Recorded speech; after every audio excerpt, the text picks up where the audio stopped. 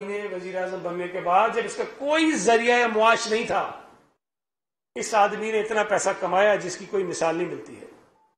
اب اس وقت پورے ملک میں ان کے چند سو لوگ نکلتے ہیں اور پورے ملک کے لوگوں کو مفلوج بنانے کی کوشش کرتے ہیں۔ پنجاب میں ان کی حکومت ہے، کے پی کے اندر ان کی حکومت ہے، پولیس اور ادارے وہاں کے تماشائی بنے ہوئے ہیں، لوگ وہاں صوبوں میں رہنے والے ذلیل و خوار ہو رہے ہیں، سڑکوں پہ مریض پریشان ہیں، ایمبولینسز جو ہے وہ ذلیل ہو رہی ہیں بیماروں کو لے کر ساتھ ساتھ، لیکن کوئی ان کو راستہ دینے والا نہیں ہے۔ مجھے بتائیے کہ کیا ایسی کوئی حکومت ہو سکتی ہے کسی صوبے میں جو خود سہولت کار بنے ان لوگوں کی جو اس صوبے میں رہنے والے لوگوں کو تکلیف دینا چاہتے ہیں؟ اور بدقسمتی سے یہ تماشا ہو رہا ہے۔ وہ آپ نے آڈیو سنی ہوگی ان کے چیف وپ کی، جو اپنے ایم این ایز کو یہ کہہ رہا ہے کہ جا کر سڑکیں بلاک کرو، ویڈیو بناؤ، ویڈیو میں بھیجو۔ آپ نے وہ ویڈیوز بھی دیکھی ہوں گی کہ ان کے ایم این ایز سڑکیں بند کر کے بیٹھے ہوئے ہیں، لوگ التجائیں کر رہے ہیں اور ان کو گالیاں دے رہے ہیں۔ اس ایک تماشے کی وجہ سے پورے ملک کا تماشا بن رہا ہے۔ یہ عمران نازی کو کسی نہ کسی طور پر اس ملک کے آنے والے لوگوں کے لیے عبرت کا نشانہ بنانا ضروری ہے۔ یہ کوئی اور فتنہ ایسا دوبارہ پیدا نہ ہو اس ملک میں۔ یہ جو کچھ کر رہا ہے آج وہ باتیں صحیح ثابت ہو رہی ہیں کہ کیوں بھارتی اس کو فنڈ کر رہے تھے، کیوں اسرائیلی اس کو فنڈ کر رہے تھے، کیوں پی ٹی آئی کو پروان چڑھانے میں پاکستان کی جو دشمن حکومتیں ہیں وہ بالکل کار فرما رہی ہیں۔ انہوں نے کیوں عمران خان کو اور پی ٹی آئی کو اتنا آگے بڑھایا ہے، پیسے دیے ان کو، انویسٹمنٹ کیے ان کے اوپر۔ آج وہ چیزیں ایک ایک کر کے صحیح ثابت ہو رہی ہیں کہ وہ کیا وجوہات تھیں کہ یہ بش کو صدر بننے کے لیے نوافل ادا کرتا تھا، یہ مودی کے الیکشن کے لیے کمپین چلاتا تھا، یہ کیوں لندن کے میئر کے لیے جب اس کا یہودی سالہ الیکشن لڑا تو اس نے ایک پاکستانی مسلمان کی مخالفت کی اور اپنے یہودی سالے کی حمایت کی۔ آج وہ یہودی سالہ اس کی کمپین چلا رہا ہے اور عمران خان کا دفاع کر رہا ہے۔ یہ ساری کڑیاں اگر آپ جوڑیں تو آپ کو پتا چلے گا کہ یہ عمران خان کا جو پروجیکٹ ہے یہ کوئی لوکل پروجیکٹ نہیں ہے، یہ انٹرنیشنل پروجیکٹ ہے، جس میں بدقسمتی سے ہمارے کچھ لوگ بھی شاید شامل ہو گئے، جنہوں نے سمجھا کہ یہ کوئی مسیحا ہے، یہ آ کر اس ملک کو پتہ نہیں بحرانوں سے نکالے گا، اور اس نے اس ملک کو اتنے بحرانوں میں دھکیل دیا ہے کہ آج اس ایک انا پرست آدمی کی وجہ سے پوری دنیا میں پاکستان اور پاکستان کے ادارے رسوا ہو رہے ہیں، اور اس نے تماشا بنایا ہوا پوری دنیا میں پاکستان کا، ایک آدمی نے، نالائق آدمی نے، بے وقوف آدمی نے، جس کی کوئی عقل نہیں ہے، جس کو کوئی آئین کا نہیں پتا، جس کو کوئی قانون کا نہیں پتا، جس کو کوئی نظام کا نہیں پتا، جس کو کوئی جمہوریت کا نہیں پتا، اس آدمی نے پورے ملک کا کھلواڑا بنایا ہوا۔ میں ایک مرتبہ پھر مطالبہ کرتا ہوں وفاقی حکومت سے کہ فوری طور پر آئین شکنی کے جرم میں اس کے خلاف کارروائی ہونی چاہیے، اور جو شخص اس کے اوپر حملے میں ملوث پایا گیا، جس کو خود ان کے اپنے کارکنوں نے گرفتار کیا ہے، یہ تو اللہ کا شکر ہے کہ زندہ پکڑا گیا وہ آدمی۔ اگر یہ بندہ بھی فارغ ہو جاتا تو عمران نے جو گند مچانی تھی اس ملک میں اس کو کوئی اندازہ نہیں لگا سکتے۔ اللہ کا شکر ہے کہ وہ بندہ زندہ پکڑا گیا ہے، پولیس کی تحویل میں، اس پولیس کی تحویل میں ہے جو پی ٹی آئی کی حکومت کے کنٹرول میں ہے۔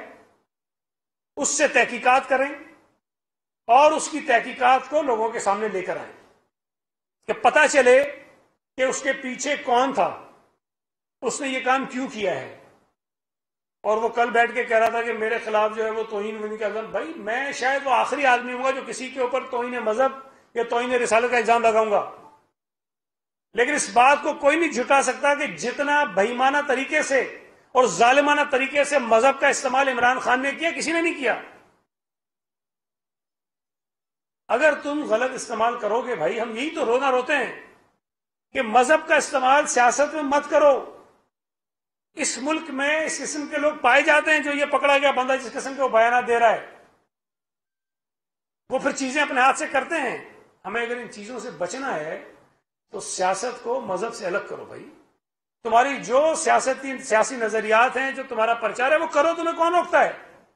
لیکن جب تم نبی کریم صلی اللہ علیہ وسلم کے غلط حوالے دو گے، غلط حدیثیں تم گھڑو گے، تم مثالیں غلط دو گے، تو الزام تو لوگ لگائیں گے تم پر. تم اگر مذہب کا استعمال کر کے سیاست میں ناجائز فائدے اٹھانے کی کوشش کرو گے تو لوگ باتیں کریں گے، اور تم نے کیا ہے، اور بڑے بدترین طریقے سے کیا ہے. ہر چیز میں تم نے کسی نہ کسی طرح سے وہ اسلامی ٹچ جو ہے تمہیں سکھایا گیا ہے، تم وہ اسلامی ٹچ دینے کی کوشش کرتے ہو. مجھے کہنا نہیں چاہیے بھائی، جتنی نماز پڑھنے کی ویڈیو ہے، ہر نماز اس نے غلط پڑھی ہے، چاہے وہ عید کی نماز ہو، چاہے وہ نماز جنازہ ہو، اور یہ ہمیں سکھاتا ہے کہ مذہب کیا ہے. اس لیے اس فتنے کو، اس ملک کے اوپر نازل ہونے والے عذاب کو کنٹرول کرنا بہت ضروری ہے. ورنہ یہ شخص ملک دشمنوں کے کہنے پر، ان کے فنڈ پر، ان کے وسائل پر اس ملک کو اور اس ملک کے اداروں کو جو ہے وہ نشانہ بناتا رہے گا. یہ کہتا ہے کہ جی ڈی جی آئی نے جو کیوں پریس کانفرنس کی، تو اتنا جھوٹ بول بول کے تو نے ملک کو مصیبت میں ڈال دیا ہے، تو کوئی تو آگے جو گواہ آگے بتائے گا نا کہ تو کر کے آ رہا ہے حرکتیں. بات تو ٹھیک ہے، غلط بات تو نہیں کی اس نے ڈی جی آئی نے، اور رات کو آ کے ترلے کرتے ہو، صبح جا کے جھوٹ بولتے ہو، اسی کے اوپر الزام لگاتے ہو کہ وہ میر جعفر ہے، میر صادق ہے. تم ان کے جو ہے وہ عجیب عجیب نام رکھتے ہو، کبھی نیوٹرل، کبھی جانور، کبھی وہ کیا کیا کہتے ہو. تو اگر ایک آدمی آ کر بتا رہا ہے کہ تم کتنے بڑے جھوٹے ہو اور تم منہ پہ جھوٹ بول رہے ہو، تو تمہیں آگ لگ گئی ہے کہ پریس کانفرنس کی اس نے. آئیڈیلی اسپیکنگ نہیں کرنی چاہیے پریس کانفرنس، کسی فوجی افسر کو پریس کانفرنس طرح کی نہیں کرنی چاہیے. لیکن کسی جھوٹے کو بے نقاب کرنے کے لیے، بھائی میں تو گواہ نہیں ہوں نا ان باتوں کا، جو گواہ ہے وہی بتائے گا کہ تم نے حرکتیں کیا کی ہیں. اور آج بھی ایک طرف اس فوجی افسر کا نام ایف آئی آر میں ڈلوانے کی کوشش کرتے ہیں، دوسری طرف اپنے ایک بندے کی وہ ویڈیو ریلیز کر رہے ہیں، وہ کلپ ریلیز کر رہے ہیں، اس کو ایک طرح سے ترلے کر رہے ہیں کہ بھائی کچھ کرو، معاملہ سیدھا کرو. عمران خان اس وقت فرسٹریٹڈ ہے، پاگل پن کی انتہا پر ہے، ذہنی طور پر مفلوج ہو چکا ہے، اور وہ لوگوں کو گمراہ کر کے ایسے راستے پہ لے جانا چاہتا ہے تاکہ اس ملک کی ہر گلی کوچے میں خون ریزی ہو، خدا نہ کرے، اور لوگ آپس میں دست و گریباں ہو جائیں. مجھے امید ہے کہ جو لوگ عمران خان کی گمراہی کا شکار ہیں وہ آہستہ آہستہ اس کی گمراہی سے نکلیں گے، اور جو اپنی بچوں کی گمراہی کی وجہ سے مجبور ہو کر کچھ چیزیں عمران خان کے حق میں کرتے ہیں، وہ اپنے بچوں کو گمراہی سے نکالنے کی کوشش کریں گے، بجائے اس کے کہ وہ بچوں کی گمراہی کی وجہ سے کچھ ایسی چیزیں کریں جس کا نقصان ملک کو پہنچے. میں میڈیا سے گزارش کرنا چاہتا ہوں کہ بھائی جتنی سینسٹیو آپ ہمارے لیے ہوتے ہو نا، اپنے آپ کو آپ نے بنایا ہوا ہے، وہ 1% عمران خان کے لیے بھی بن جاؤ. وہ جب سب کو کہتا ہے کہ بھائی ایک چینل کو چھوڑ کے سارے کرائے کے ٹٹو ہو، تو کوئی سوال تو کرے اس سے کہ بھائی اس کے پاس کیا ثبوت ہیں. جب وہ کہتا ہے کہ جی باہر سے پیسہ آتا ہے میڈیا کے پاس، اینکرز کے پاس، کوئی ثبوت تو مانگو اس سے. نہیں دیتا تو جس طرح اوروں کے بائیکاٹ کرتے ہو اس کا بھی بائیکاٹ کرو، تو اس کو بھی بتاؤ کہ بھائی تیری بکواس زیادہ ٹی وی پہ نہیں دکھا سکتے ہیں. بہت شکریہ. اچھا میڈیا پہ تو سب سیاستدان کرتے رہتے ہیں، آپ نے بھی سوشل میڈیا کو کس طرح کنٹرول کریں گے؟ کیونکہ عمران خان کا جو سب سے بڑا ٹول ہے اس کی پالیٹکس کا، وہ سوشل میڈیا ہے.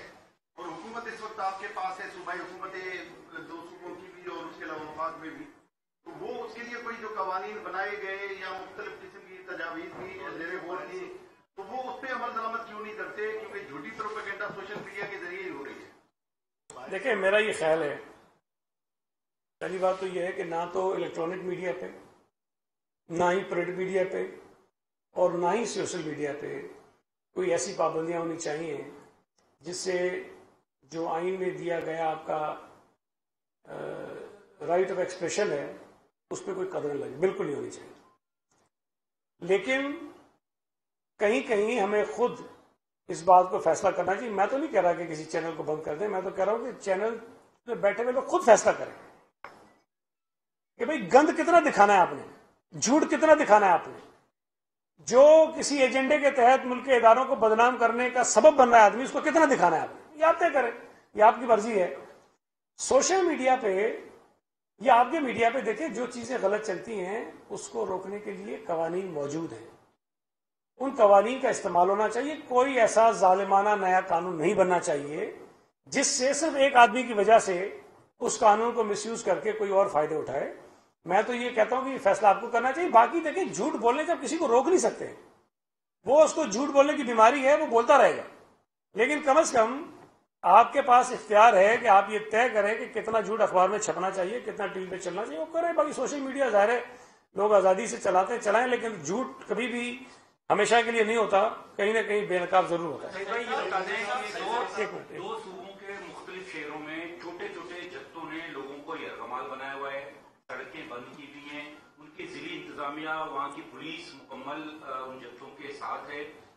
کیا پاکستان کے آئین وفاقی حکومت کو یہ اختیار نہیں دیتا کہ وہ متبادل کوئی راستہ تلاش کرے، چونکہ لوگ یرغمال بنے ہوئے ہیں اور آمد و رفت مکمل طور پر بند ہے؟ آئین کیا کہتا ہے اس حوالے سے؟ دیکھیں، چیزیں اگر صوبائی حکومت کے کنٹرول سے باہر چلی جائیں اور وہ نہ کر سکے کنٹرول، تو پھر فیڈرل گورنمنٹ جو ہے وہ کوئی کردار ادا کر سکتی ہے. لیکن میں اس بات کا بالکل حامی نہیں ہوں کہ فوری طور پر کوئی ایسا سخت ایکشن جو ہے کسی صوبائی حکومت کے خلاف وفاقی حکومت لے. یہ مجھے یقین ہے کہ جن لوگوں کو ان فسادیوں نے مشکل میں اور تکلیف میں ڈالا ہوا ہے، ان لوگوں کی تعداد لاکھوں اور کروڑوں میں ہے. اور یہ فسادی جہاں بھی آپ دیکھیں، یہ کوئی درجنوں میں ہوتے ہیں یا کہیں 100-200 ہوتے ہیں، اس سے زیادہ ہوتے نہیں ہیں. تو ان کے خلاف وہ لوگ خود ہی نمٹ سکتے ہیں. لیکن خدا نہ کرے اگر صورتحال بھی بہت زیادہ خراب ہوتی ہے تو فیڈرل گورنمنٹ یقیناً، مجھے امید ہے، کوئی نہ کوئی اس پہ کارروائی ضرور کرے. ایک منٹ آ رہا ہوں، ایک منٹ.